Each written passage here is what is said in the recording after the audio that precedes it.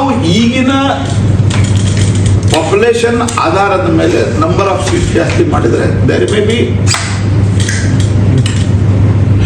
ಅವಾಗ ವ್ಯತ್ಯಾಸಗಳು ಆಗಬಹುದು ಅನ್ನುವಂಥ ಒಂದು ಭಯ ಇದ್ದದಕ್ಕೆ ಇದ್ದ ಸೀಟುಗಳನ್ನು ನಾವು ಪರ್ಸೆಂಟೇಜ್ ವೈಸ್ ಶೇರ್ ಜಾಸ್ತಿ ಮಾಡ್ತಾ ಇದ್ದೀವಿ ಟು ಅಕಾಮಡೇಟ್ 33% ಮತ್ತು ದೇಶವು ಕೆಲವೊಂದು ವಿಧಾನಸಭಾ ಕೆಲವೊಂದು ಲೋಕಸಭಾ ಕ್ಷೇತ್ರದ್ದು 40-50 ಲಕ್ಷ ಆಗಿದೆ ನಂಬರ್ ಆಫ್ ವೋಟರ್ಸ್. ಆ ಹಿನ್ನೆಲೆ ಒಳಗೆ seat distribution continues to reflect 1971 population levels due to the freeze. ಅದು ಫ್ರೀಸ್ ಆಗಿದೆ. ಈಗ ನೀವು 10% ಮಾಡಿದೆ ಅಂತ ತಿಳ್ಕೊರಿ. ಸಿದ್ದರಾಮಯ್ಯನವ್ರ ಆರ್ಗ್ಯುಮೆಂಟ್ 50% ಪಕ್ಕಕ್ಕಿಟ್ಟು ಉತ್ತರ ಪ್ರದೇಶದಲ್ಲಿ 8 ಸೀಟ್ ಆಗುತ್ತೆ, ಕರ್ನಾಟಕದಲ್ಲಿ 2 ಸೀಟ್ ಆಗುತ್ತೆ. ಅವಾಗೂ ಜಾಸ್ತಿ ಆಗುತ್ತಲ್ಲ. ಮತ್ತು ನಿಮಗೆ ಓಟ್ ಹಾಕಲ್ಲ ಅಂತಂದ್ರೆ ಎಷ್ಟು ಸಿಲಿ. ಮತ್ತು ದೇಶದಲ್ಲಿ ದಕ್ಷಿಣ ಭಾರತ ಉತ್ತರ ಭಾರತ ಅಂತ ಜಗಳ ಹಚ್ಚೋದಕ್ಕೆ ಯಾವ ರೀತಿ ಇವ್ರದ್ದು ಒಂದು ಧೋರಣೆ ಇದೆ ಅಂತಂದ್ರೆ, ನಿಮಗೆ ಅಲ್ಲಿ ಸೀಟ್ ಜಾಸ್ತಿ ಆಗಿಲ್ಲ ಅಂತಂದ್ರೆ ಅಲ್ಲಿ 88, ಉದಾಹರಣೆಗೆ 88 ಅಥವಾ 80 ಸೀಟ್, 80 ಸೀಟ್ದಲ್ಲಿ ನೀವು 0 ಆಗ್ತೀರಿ. Congress 0 in almost north Indian states. Seat ಜಾಸ್ತಿ ಕಮ್ಮಿ ಆಗೋದ್ರಿಂದ ವೋಟರ್ಸ್ ಮೇಲೆ ಪರಿಣಾಮ ಆಗಲ್ಲ. How can it effect the voters? ಈಗಿರೋ ವೋಟರ್ಸ್ ಈಗ 80ರಲ್ಲಿ, ಮಧ್ಯಪ್ರದೇಶದಲ್ಲಿ 40ರಲ್ಲಿ, ಬಿಹಾರದಲ್ಲಿ 40 ಎಷ್ಟು ಇದೆ. ಇದರಲ್ಲಿ ಎಲ್ಲವೂ ಸಹಿತ ಸೀಟ್ ಕಮ್ಮಿ ಆದರೂ ನಿಮ್ಮ ಆರ್ಗ್ಯುಮೆಂಟ್ ತಗೊಂಡ್ರೆ ಅದು ನಮಗೆ ಲಾಭ, ಸೀಟ್ ಜಾಸ್ತಿ ಆದರೂ ನಮಗೆಲ್ಲ. ಯಾಕಂದ್ರೆ ಜನ ನಮ್ಮ ಪರವಾಗಿದ್ದಾರೆ. ಇದು ಚುನಾವಣೆಯ ಈ ಉಪಚುನಾವಣೆಯ ಸಂದರ್ಭದಲ್ಲಿ ಜನರ ಭಾವನೆಗಳನ್ನು ಕೆರಳಿಸಿ ದೇಶದ ಸಮಗ್ರತೆಗೆ ಧಕ್ಕೆ ತರುವಂತಹ ಕೆಲಸವನ್ನ ಕಾಂಗ್ರೆಸ್ ಪಾರ್ಟಿ ಮಾಡ್ತಾ ಇದೆ. I totally condemn this.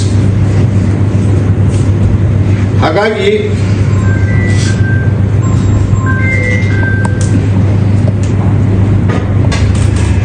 ಬಹಳ ಹೆವಿಲಿ ದೇ ಆರ್ ಲೂಸಿಂಗ್.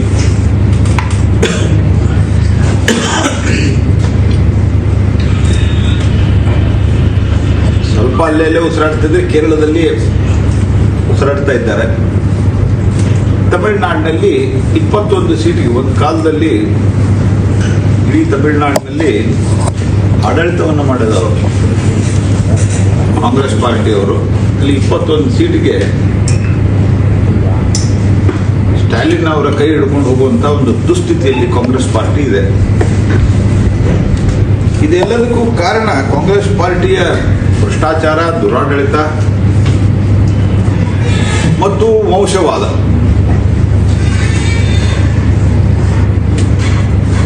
ಇದರ ಜೊತೆಗೆ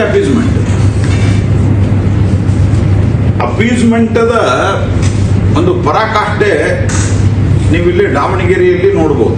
ಅಪೀಸ್ಮೆಂಟದ ಪರಾಕಾಷ್ಠೆ, ದ ಹೈಟ್ ಆಫ್ ಅಪೀಸ್ಮೆಂಟ್.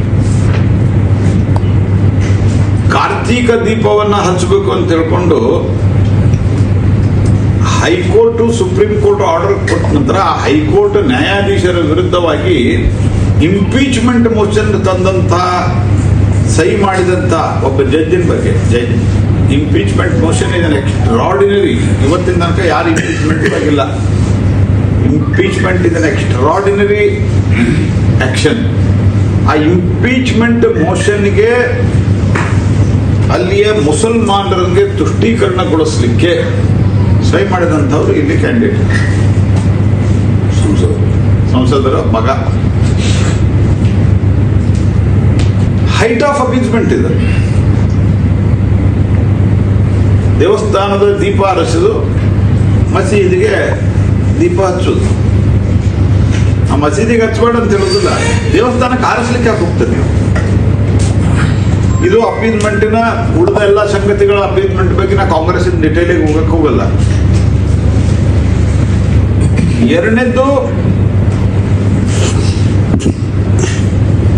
ಕಾಂಗ್ರೆಸ್ಸಿನ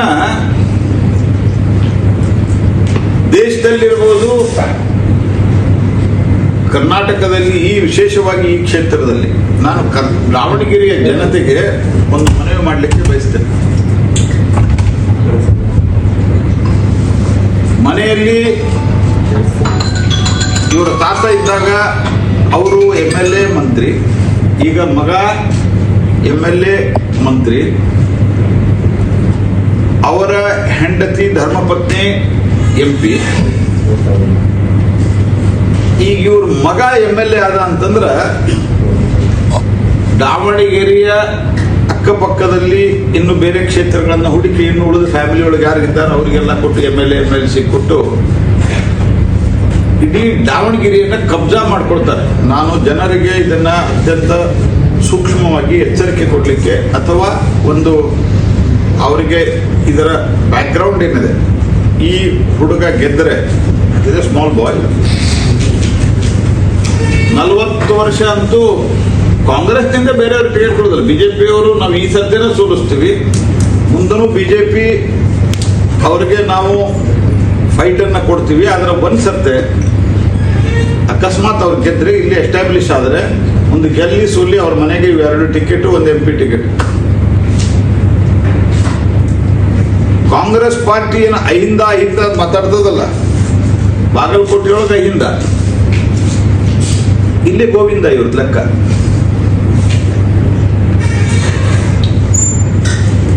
ಟೇಕನ್ ಫಾರ್ ಗ್ರಾಂಟೆಡ್ ಇವ್ರದ್ದು.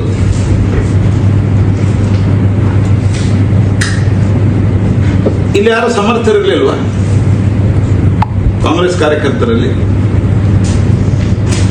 ನಿಮ್ಮ ಮನೆತನಕ್ಕೆ ಆಗ್ಬೇಕಲ್ಲ, ನಿಮ್ಮ ಕುಟುಂಬಕ್ಕೆ ಆಗ್ಬೇಕ?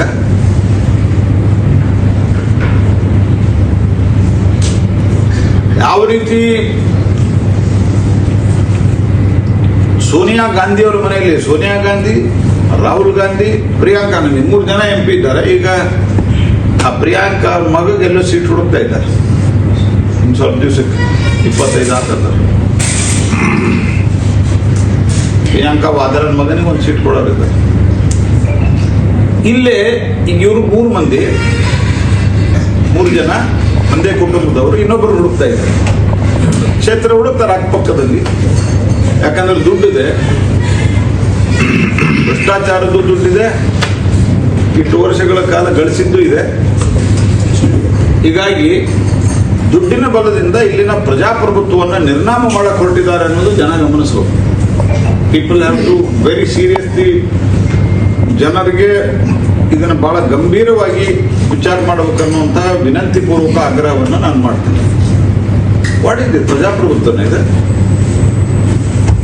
ಮತ್ತು ದಾದಾಗಿರಿ, ಒಂದು ಅಭಿವೃದ್ಧಿ ಕೆಲಸ ಇಲ್ಲ. ಸ್ಮಾರ್ಟ್ ಸಿಟಿ ಇತ್ಯಾದಿಗಳಾಗಿದ್ದರೆ ಅದು ಸಿದ್ದೇಶಣ್ಣ ಅವರ ಕಾಲದಲ್ಲಿ, ಬಿಜೆಪಿಯ ಕಾಲದಲ್ಲಿ ಆಗಿದೆ. ಯಡಿಯೂರಪ್ಪನವರ ಕಾಲದಲ್ಲಿ ದಾವಣಗೆರೆ ಅಭಿವೃದ್ಧಿ ಆಗಿದೆ, ಸ್ಟೇಷನ್ ಅಭಿವೃದ್ಧಿ ಆಗಿದೆ.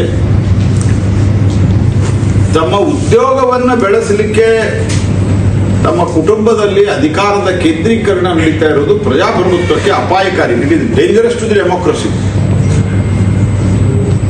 ಮತ್ತು ಕಾಂಗ್ರೆಸ್ ಪಾರ್ಟಿ ಈ ಒಂದು ಕುಟುಂಬದ ರಾಜಕಾರಣದಿಂದ ಇಡೀ ದೇಶದಲ್ಲಿ ನೆಲ ಕಚ್ಚಿದೆ. ಹಾಗಾಗಿ ಕಾಂಗ್ರೆಸ್ ಕಾರ್ಯಕರ್ತರು ಜಾಗೃತ ಆಗ್ಬೇಕು. ಇದು ಅನ್ಸತ್ತೆ ನೀವು ಆ ಹುಡುಗನಿಗೆ ಕೊಟ್ರಿ ಅಂತಂದ್ರ ಬೈ ಚಾನ್ಸ್ ಆಗಲ್ಲ, ಅದು ಬೇರೆ ವಿಷಯ. ಕೊಟ್ರಿ ಅಂತಂದ್ರ then it will be poor for all other workers. It is one sided game ಆಗಿಬಿಡ್ತದೆ ಕಾಂಗ್ರೆಸ್ದಲ್ಲಿ. ಇನ್ ದಿ ಲಾರ್ಜರ್ ಇಂಟ್ರೆಸ್ಟ್ ಕಾಂಗ್ರೆಸ್ದವರು ಸೇರಿ, ನಾ ಕಾಂಗ್ರೆಸ್ದವ್ರಿಗೂ ಕರೆ ಕೊಡ್ತಾ ಇದ್ದೇನೆ, ಇವ್ರನ್ನ ಸೋಲಿಸಲ್ಲ.